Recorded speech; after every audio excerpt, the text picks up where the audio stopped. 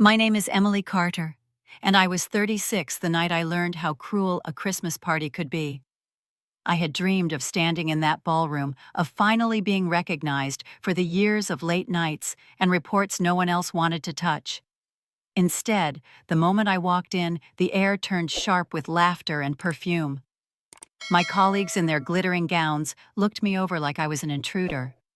One of them smirked and whispered that I could pass for the help. The sound of their laughter sliced through me harder than the winter wind outside. A senior manager shoved his glass into my hand as if I were a waitress.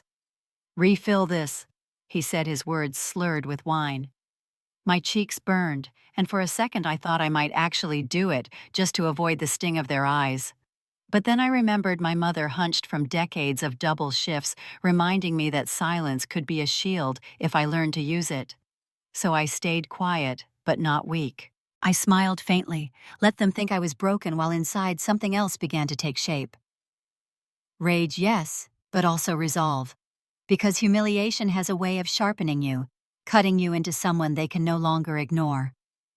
Snow pressed against the towering windows of the Waldorf Astoria, each flake catching the amber glow of New York's street lamps before dissolving into the frigid December night. And that was the moment I knew this night would not end the way they expected. Snow pressed against the towering windows of the Waldorf Astoria, each flake catching the amber glow of New York's street lamps before dissolving into the frigid December night.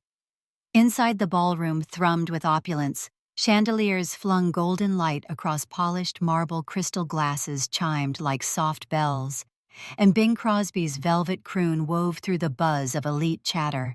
The air carried a heady mix of roasted chestnuts, expensive perfumes, and the faint metallic tang of snow seeping through the cracks of old windows. I smoothed the hem of my navy dress, its faded fabric a quiet rebellion against the sequined gowns that glittered like constellations. This wasn't my world, not yet, but I'd earned my place at MedTech Solutions, clawing through years of overlooked reports and late nights. Still doubt gnawed at me, whispering I didn't belong among these titans of wealth and ambition. A trio of colleagues glided past their heels, clicking sharp against the floor, their designer scents jasmine laced with entitlement lingering like a wall. The tallest, a marketing exec in her 40s named Victoria Cole, paused just long enough to murmur, she could pass for the help. Her voice was honeyed venom, loud enough to sting. Laughter followed, thin and cutting from her clique. My cheeks burned as if slapped, but I fixed my eyes on my scuffed black pumps, the ones that had carried me through endless Boston winters and MIT all-nighters. My mother's voice echoed a lifeline from her years as a nurse facing smug doctors. Endure, Emily, but never shrink. I wouldn't let their barbs break me, not in this gilded cage where power played its cruel games. A shadow loomed. A senior manager, gray suit, rumpled tie, askew eyes glazed with Merlot, thrust his empty glass toward me. "Refill this, sweetheart." He slurred, his tone heavy with the certainty I'd obey. Snickers rippled from a nearby table where Victoria watched with a smirk, her diamond earrings glinting like knives. My fingers twitched, instinct urging me to take the glass to avoid a scene. But I stopped, nails biting into my palm. "I'm not the staff," I said, voice low, but steel-edged. The man blinked, shrugged, and wandered off as if I were a ghost. Rage simmered, but I channeled Mom's grit, her decades of swallowing condescension in hospital corridors. If she could stand tall, so could I. My phone buzzed, a faint vibration against my hip. Mom's text glowed, "Honey, don't let them dim your spark." My throat tightened. She always knew when I needed her, even from her small apartment in Boston, surrounded by faded photos, and her old nurse's cap. I clutched the phone, drawing strength from her words, a quiet armor against the swirl of silk gowns, and forced laughter. A young waiter, barely 20, brushed past with a tray, his eyes catching mine in a flicker of empathy. "Rough night, huh?" he whispered, balancing plates. I managed a half smile. "You have no idea." I moved toward the buffet, its tables groaning under towers of shrimp, cocktail-carved roast beef glistening under the lights, and pastries aligned like edible jewels. The air here was warmer, thick with the scent of rosemary and melted butter, but eyes tracked me like hawks. My name tag, Emily Carter.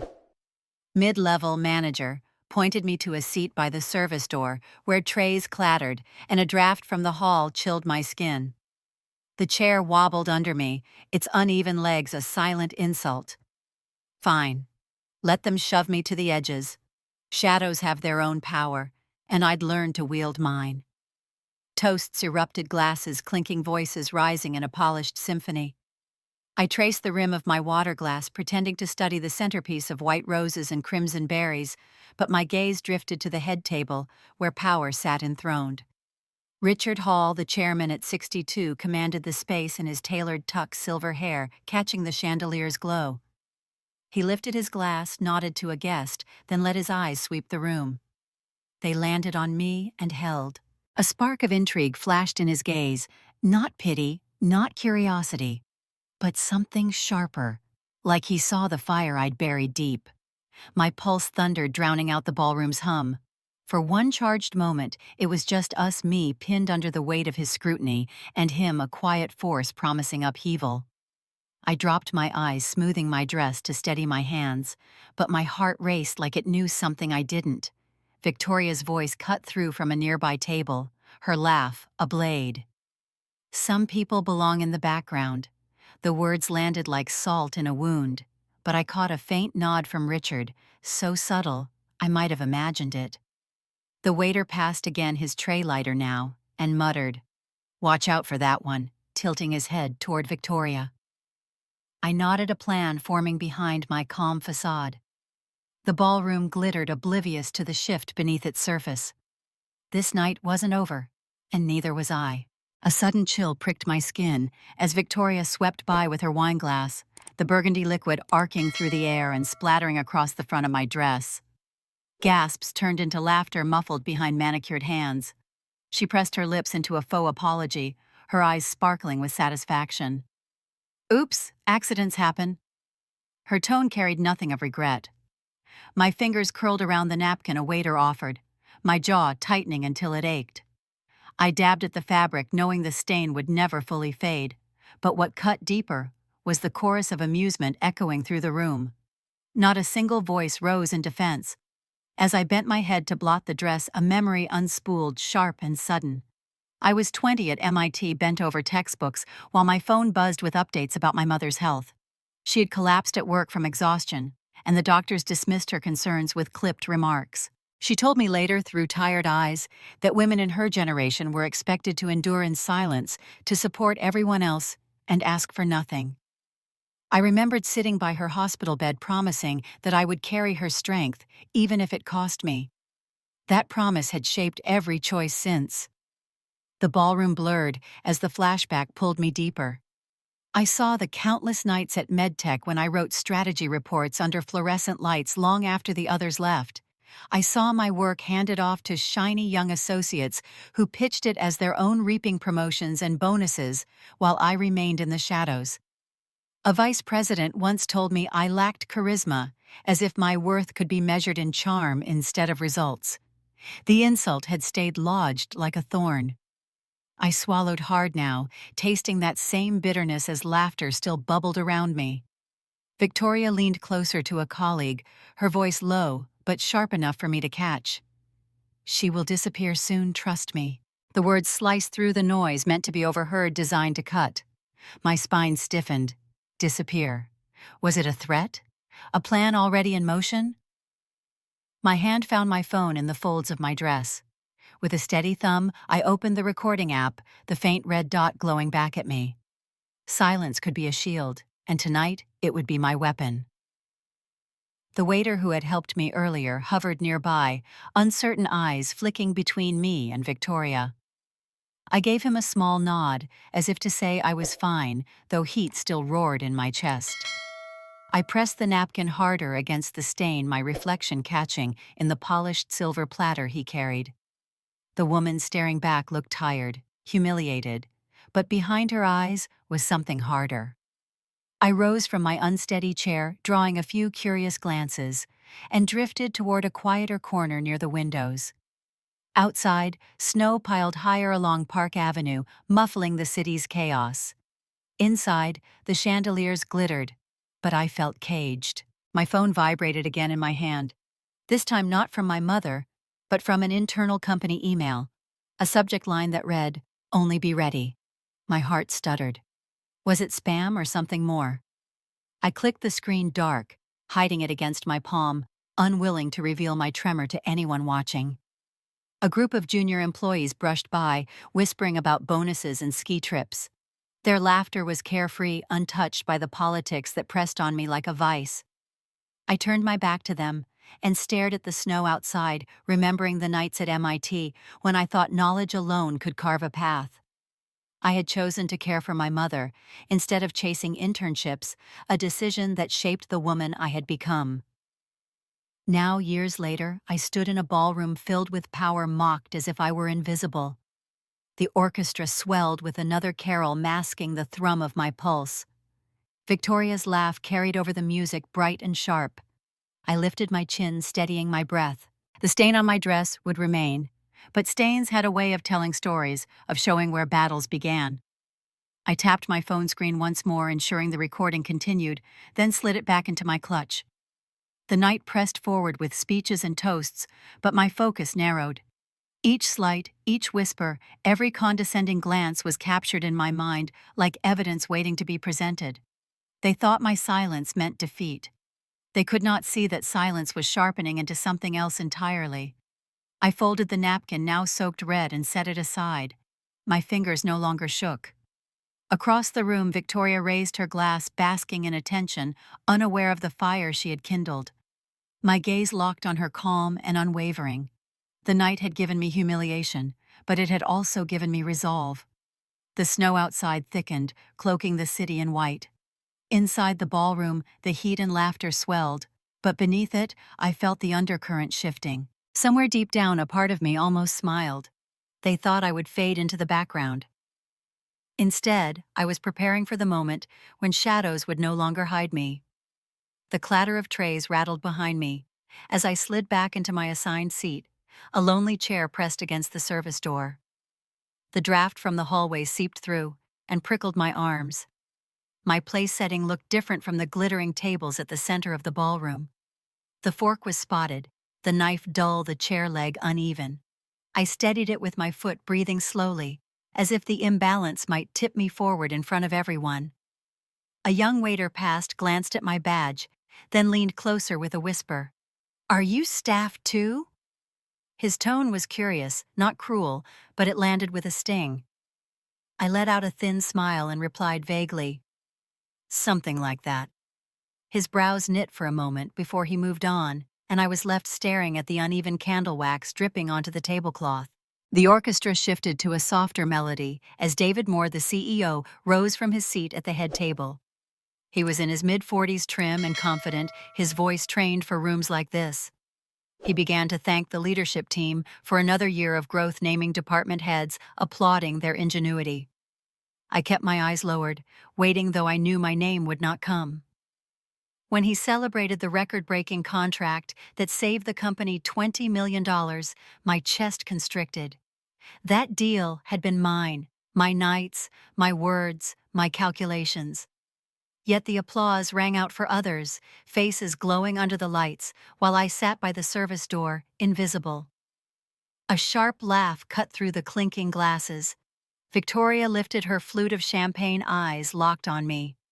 "Some people are born to serve." The words floated across the room, sugar wrapped around venom.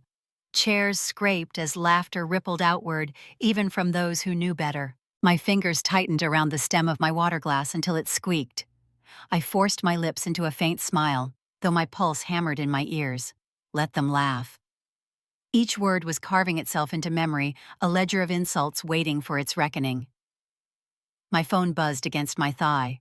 I glanced down, shielding the glow with my clutch. An email with no name, only the words, "Be ready. Prepare your evidence." My stomach flipped. A chill crept along my spine as I scanned the room. Who had sent it? And why now? The ballroom glittered as if nothing had shifted yet. My world tilted with the weight of the message. I slipped the phone back, opened the recording app once more, and let it capture the swirl of voices, the careless laughter, the speeches gilded with lies. Silence was no longer surrender. It was ammunition. My shoulders eased as the orchestra swelled, drowning out the throb of my pulse. I dabbed again at the wine stain on my dress, the red spreading like a wound across navy fabric, a reminder of the night's cruelty and my own resolve. Across the room, Richard Hall sat motionless, his glass untouched. His eyes swept the tables, pausing just long enough on mine to make me wonder if he too knew more than he revealed. I held his gaze for a breath, steady this time, then turned back to my crooked chair and my tarnished silverware. The laughter rose again, Victoria's voice at its center, but beneath it all, I heard only the echo of the email and the steady beat of my own heart. Something was moving beneath the glittering surface, unseen, but certain. I smoothed the folds of my dress, pressed my phone flat against the table, and let the red dot of the recorder glow quietly. The night still had far to go, and for the first time I felt ready not just to endure, but to strike when the moment came. The chandeliers swayed gently overhead, scattering light across polished glass and silver. Victoria's words still rang in my ears, but instead of crushing me, they pulled me back to another winter night 1 year earlier, in a far less glamorous setting. The research wing of MedTech was nearly deserted, humming only with the steady throb of machines and the faint buzz of fluorescent lights. I had been called in to fix a submission file bound for the FDA, a file riddled with mistakes that could have delayed approval for months. I stayed past midnight combing through data-correcting inconsistencies, stitching together a narrative that proved the trial results were sound. I remember the clock striking 2 when the elevator doors slid open. Richard Hall stepped out, no entourage, no announcement, just the quiet authority of someone who had built empires. I froze, certain he would ask why I was still there, certain I would be reprimanded for working outside my scope. Instead, he walked the aisle slowly, scanning the binders and monitors until he stopped beside me. "You know, this entire division could have collapsed without that file," he said in a low voice. I swallowed, unsure if it was a compliment or a warning. His eyes searched mine for a moment. Then he added, "You did this." I nodded, unable to speak. He told me to keep the details quiet, that the success would be credited broadly, but that he would remember. Before leaving, he paused at the door. "Justice does not need to rush, Emily. It needs the right moment." Those words had rooted deep inside me, tangled with my mother's lessons of endurance. She too had been dismissed, overlooked, told to wait her turn. She had carried that weight for decades, and I had sworn not to let it bury me. Now, as the music swelled and the ballroom gleamed, I felt Richard's gaze again from across the tables. His expression was unreadable. His glass untouched, his lips pressed into a thin line. He did nothing to stop Victoria's cruelty, nothing to correct the humiliation I endured. It was as though he was waiting, watching, measuring how long I would stand my ground without flinching. The host of the evening tapped a microphone, calling for silence. "Ladies and gentlemen, it is time for the Vincent Award, our recognition of outstanding leadership this year." Applause rolled through the room. My stomach tightened. I had contributed to every metric that award was supposed to celebrate, but my name had never been whispered in nomination. Victoria rose before her name was even called, smoothing the folds of her sequined dress, her smile wide and triumphant. She glided toward the stage, her heels clicking like a metronome of arrogance. At my table, eyes followed her with admiration. A few whispered about her brilliance, her charisma, as if cruelty were a badge of success. I shifted in my shaky chair, the cold from the service door seeping into my back. My hands trembled slightly, not from fear, but from anger, tightly leashed. The MC read her name with flourish, and the room erupted in claps. Victoria lifted her chin higher, basking in the glow. She turned slightly, her eyes finding me in the corner, daring me to look away. I did not. I held her gaze silent, steady, unbroken. Richard remained seated. He did not applaud, did not smile, only watched as she took the stage. His stillness cut through the noise so subtle most would miss it, but I noticed. My mind raced with the memory of his words in that quiet lab. Justice waits. Victoria accepted the award with a speech dripping in charm. She thanked the board, the investors, her team. She never mentioned the countless unnamed people who had propped up her success, certainly not me. My phone buzzed again against the table. Another message from the same hidden sender. Soon. Just that single word. The applause died down, but a current of anticipation remained. I folded the napkin in my lap, smoothed the stained fabric of my dress, and let my breath steady. Across the room, Richard finally raised his glass, but he did not drink. His eyes flicked once more to mine, and in that quiet gesture, I felt the same weight as a year ago.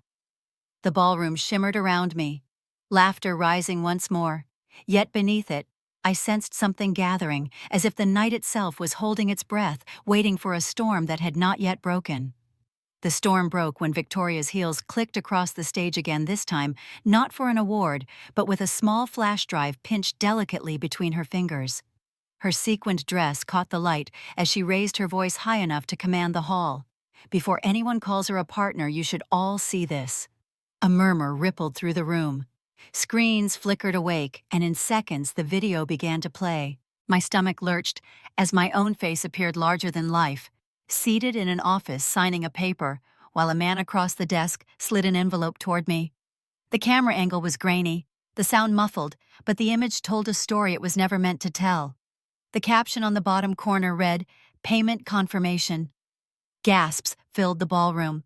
A woman at the investors' table whispered shameful under her breath. Someone else muttered unbelievable.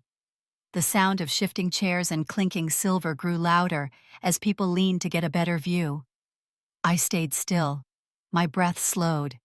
My hands rested flat on the tablecloth, the stain of wine on my dress spreading like a brand. The video ended with a freeze frame of me looking down, pen in hand, the implication heavy as stone. Victoria tilted her head, her smile sharp. Evidence speaks louder than words. She turned toward Richard, as if daring him to deny what the room had just witnessed. My pulse thudded, but I kept my eyes steady.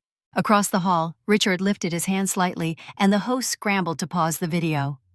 Richard's voice cut through the noise, calm but commanding. "Send that file to compliance. I want verification. 30 minutes. His eyes never left the screen, as murmurs rose again, this time tinged with unease. The tension pressed against me like a wall. 30 minutes of doubt could crush a reputation forever. Victoria descended the stage, her shoulders squared, eyes glinting as she brushed past my table. "Enjoy the attention," she whispered. "It may be the last you get." I forced my jaw to unclench. Slowly I reached for my clutch fingers, brushing the cool metal of a second flash drive I had carried for weeks. My preparation had always been met with rolled eyes and dismissive smiles. Tonight, it was the only reason I could breathe. I rose from my chair, legs steady, though my heart pounded, and walked toward the host. "I have the full version," I said.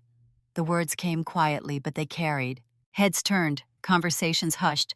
I placed the drive in his palm. "Play this." The host glanced uncertainly at Richard, who gave a single nod. The ballroom seemed to lean forward as the new file loaded. My reflection stared back from the giant screen once more, this time with uncut audio. The man across from me spoke clearly. "Audit completed, no discrepancies found. Thank you for verifying." I signed the paper. No envelope exchanged. No secret payment slid across the desk. The scene continued, showing me filing the report into a binder marked FDA compliance. Then the video cut to black. Silence stretched across the hall. I turned, letting my gaze sweep over the faces that had just moments earlier hissed judgment. The woman who had whispered shameful avoided my eyes. Victoria's smile faltered, the color draining from her cheeks. Richard's voice filled the space again, even calmer than before. "Compliance will confirm, but the difference is already clear." He leaned back, folding his hands while the weight of suspicion shifted. I walked back to my chair, each step echoing against the marble floor. My phone buzzed once more with a message from the same hidden sender. "They will try again." My fingers tightened around the device. I slipped it back into my clutch and lifted my chin. At the far end of the room, Victoria whispered furiously to another executive, her gestures sharp, her mask of confidence cracking at the edges. Guests exchanged uneasy glances, their laughter gone replaced by something closer to fear. The orchestra picked up a hesitant tune as if to smooth the fractures in the air, but the music could not hide the shift. Power had shifted, doubt had shifted, and all eyes, whether in suspicion or in awe, kept sliding back toward me. The 30 minutes Richard had granted were still ticking down, but the room already felt different, as if the storm had only just begun to gather strength. The ballroom waited in an uneasy hush as the compliance director entered with a laptop tucked under his arm. His shoes clicked against the marble floor, each step drawing every eye. He leaned toward Richard, whispered a few words, then faced the room. The file provided earlier had been tampered with. The original shows no misconduct by Ms. Carter. The payment in question was fabricated through edits. A wave of gasps swept across the tables. Some people muttered apologies under their breath, others shifted uncomfortably, unable to meet my gaze. The silence that followed was heavier than the laughter that had mocked me earlier. Victoria's face drained of color. She rose from her seat, hands trembling around her champagne glass. "That is not possible," she stammered. She tried to regain her composure, but the mask cracked. Her voice faltered into something raw. "Do you know why I did it? Do you even remember me at MIT?" The words jolted me. For a moment, the ballroom blurred into the memory of crowded lecture halls, study groups under harsh lights. A younger Victoria, then just another ambitious student, had always sat near me, her notes meticulous, her ambition fierce. I remembered her watching me present a project that won a prize she had coveted. Victoria's laugh came out brittle. "You always had the professors on your side. They praised you even when you stumbled. I worked twice as hard and they barely noticed. That bitterness has followed me every step since." She clutched the glass tighter. Tonight was supposed to even the scales. The room had gone silent, the kind of silence that carries judgment sharper than words. Her confession clung to the air, an admission no spin could erase. She set the glass down with a sharp clink and collapsed into her chair, shoulders hunched, eyes darting anywhere but toward me. Richard finally stood. His voice carried the calm weight of authority. "Truth must always be honored." His words resonated, yet I felt something inside me push forward, unwilling to let him frame the moment entirely. I rose before he could continue, my pulse steady, my hands no longer trembling. I spoke into the charged air, not loud, but clear enough for every corner to hear. "I have spent years being overlooked, dismissed, told that I lacked the sparkle to lead. I did not need saving tonight. What I needed was justice." My gaze swept the room, catching the eyes that had mocked me, the ones that had looked past me as if I were invisible. Justice is not granted by applause or titles. It is proven by work, by endurance, by refusing to vanish when others try to erase you. For a moment, no one moved. Then, from one of the tables along the side, a woman executive began to clap. Another joined, and soon the sound spread, not wild, not frivolous, but steady and strong. It was not the entire room, but it was enough. I saw women's eyes glisten, heads nodding, as if my words had cracked open something they too had carried in silence. Richard inclined his head toward me, then lifted his glass. "It is my honor," he said, "to formally announce that Emily Carter will join MedTech as a strategic partner and member of the board for our new healthcare initiative." The applause grew, filling the ballroom with a rhythm that pushed against the marble walls. Victoria sat frozen, her confession still echoing while others avoided looking at her altogether. The waiter who had whispered encouragement earlier passed behind me with his tray and gave the faintest smile, almost invisible, but enough to steady my breath. I lowered myself back into my seat, the uneven chair forgotten. The heat of humiliation had cooled into something steadier, a fire that did not scorch but illuminated. For the first time that evening, I felt taller than the chandeliers above me. As the applause tapered, conversations resumed in hushed tones. Eyes still darted toward me, some with curiosity, some with fear. My phone buzzed once more against the table. The same anonymous sender. "It is not over." I pressed my fingers to the screen, heart tightening again. The warning lingered like a shadow across the glittering hall, a reminder that storms do not end with a single strike. The next morning, headlines flooded my phone before the coffee even finished brewing. MedTech rocked by internal probe. Marketing head under IRS investigation. The numbers were everywhere: $5 million unaccounted for, whispers of shell invoices and false reports. Victoria's name was splashed across the news feeds, paired with words like embezzlement and fraud. I sat at my kitchen table in my small apartment robe, tied loosely, the city outside still dusted in snow. My own name appeared too, but in a different light, from shadow to spotlight. The woman who stood against the smear. Journalists spun the story into something bigger, a narrative of resilience, a symbol. I wasn't sure how to feel, half exhilarated, half unsettled. By noon, my phone rang. Her voice came faint, ragged. "Emily, you have to believe me. It was just politics." She sounded less like the polished executive from last night, and more like someone cornered. I listened in silence. "Politics," I finally said. "No, it was betrayal." She inhaled sharply, and then the line went dead. An hour later, another call came, this one from my mother in Boston. Her voice brimmed with pride, tinged with something else. "I saw you on the news. You looked so strong." Then a pause. "There is something I never told you.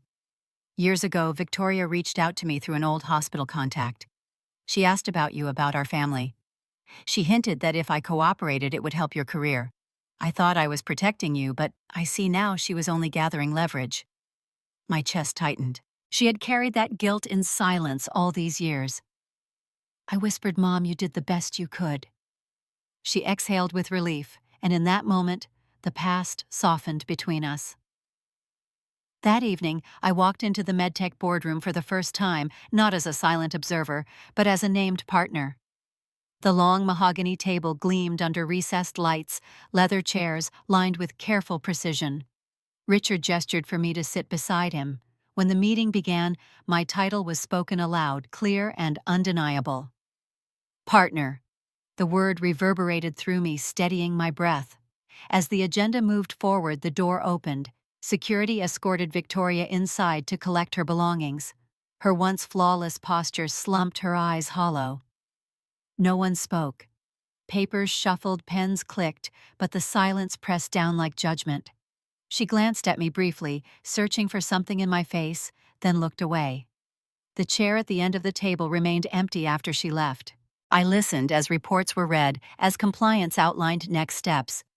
My hands rested calmly on the table, but inside I felt a surge unlike any I had known. Power not in volume, not in spectacle, but in the stillness of being seen. For so long, my silence had been mistaken for weakness. Now it was armor, a force that had carried me through every dismissal, every slight, every stain on a navy dress. When the meeting adjourned, Richard leaned close enough for only me to hear. "Storms clear the air. Do not forget that." I nodded, the weight of the night before still humming in my chest. Outside the boardroom, the corridor buzzed with staff carrying files and hushed conversations. A few glanced at me with new eyes, some with respect, others with wariness. I walked past them slowly, letting the echo of my steps remind me of how far I had come. Yet as I reached the elevator, my phone vibrated again. Another anonymous message blinked on the screen. "The storm is not over." I held the phone tightly, the words searing into me. The doors closed, sealing me into the quiet space, and for the first time I wondered what battle waited beyond the one I had just won. When the elevator doors opened onto the lobby, the air smelled of pine garlands and cinnamon. A Christmas tree towered in the corner, its lights glittering against marble floors. I stepped outside into the cold and felt the snow sting my cheeks. Reporters were already gathering, their voices rising as they spoke of MedTech's shakeup, of a new fund called Silent Strength. They spoke my name with certainty, attaching it to headlines that only days ago would have seemed impossible. In the following weeks, the fund took shape. I sat at long tables with lawyers and human resource directors, drafting bylaws and policies. We decided it would support women who had been silenced, women whose careers had been derailed by bias or intimidation. Each meeting felt like a tribute to my mother's years as a nurse who swallowed condescension in hospital corridors. She visited once sitting quietly in my office with her hands folded in her lap. I told her this work was for women like her, for the ones who endured without recognition. Her eyes filled, and though she said little, I felt her pride in the way she squeezed my hand. The press hounded me for interviews. Some called me a survivor, others a symbol of the Me Too generation. I kept my words careful steady. I reminded them I had not fought alone, that silence could become strength when wielded with patience. Still, I felt the weight of being seen, of no longer hiding in the corners of boardrooms or parties. One afternoon my mother returned, this time with trembling words of apology. She confessed again that she had once shared family details with Victoria, thinking it would protect me. Her voice cracked as she said she feared she had betrayed me. I placed my hand over hers and told her that survival sometimes looks like compromise, that she had carried enough shame for both of us. Forgiveness did not erase the past, but it set us both free. Meanwhile, Richard began stepping back from the daily grind. He called me into his office, the blinds half drawn against the winter light. His tuxedo from the party had been replaced with a wool sweater, his face lined with fatigue. He said he would be retiring in stages, leaving the company in the hands of those prepared to carry it forward. He looked at me with a rare softness and said, "You are ready." For a long time I had doubted that truth, but in his voice, I finally believed it. December rolled on the city, glowing with holiday lights. MedTech's name appeared in stories of reform rather than scandal, and my own photo appeared beside headlines that spoke of change. At night, I stood in my office before the glass wall, watching the city sparkle. I thought of my mother working double shifts in Boston winters, of my younger self at MIT, bent over books, while ignoring whispers that I lacked polish of every insult at the ballroom table. I whispered to myself that this was for all the women who had been told to wait quietly on the sidelines. One evening, as I gathered my things, the hum of the building low around me, my computer pinged with a new message. No subject line, no sender, only a single line of text. "Now that you are at the top, enemies will come." The words burned on the screen, sharp and cold. I stared at them for a long time before closing the laptop. The snow outside swirled harder against the windows, the streets below glowing red with brake lights. I pressed my hand to the glass, feeling the chill seeping through. For the first time in years, I felt not just vindicated, but powerful. Power carried its own risks, but it also carried responsibility. My silence had been weaponized into truth, and now it was my turn to ensure that truth opened doors for others. If you have ever been dismissed, if you have ever been told you were nothing, remember that silence can hold fire. Justice will come when patience meets resolve. Share this story if it touched you, because each voice raised adds strength to those who are still quiet. The lights of New York shimmered back at me, endless and restless. I closed my eyes and let the hum of the city settle in my chest, knowing the story was not finished, only paused, waiting for what would come next.